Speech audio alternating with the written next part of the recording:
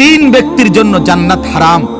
এক, মুদমিনু খামরিন, যে মদ খায়, নেশা করে, নেশাখোরের জন্য জান্নাত হারাম। নেশাখোর, মদখোর, গাঞ্জাখোর, ফুট্টাখোর, বাবাখোর, ডাইলখোর, এ জান্নাত তার জন্য হারাম।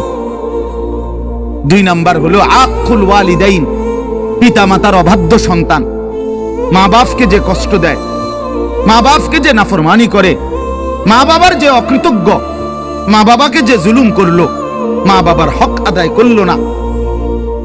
আল্লাহ রাসূল সাল্লাল্লাহু আলাইহি ওয়াসাল্লাম বলেন জান্নাত তার জন্য হারাম। আর তিন নাম্বার, শুনতেছেন সবাই? সজাগ তো সবাই?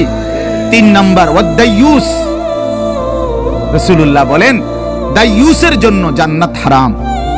এখন প্রশ্ন হলো দাইয়ুস কে? খোদার কসম বাপ, এটা আমার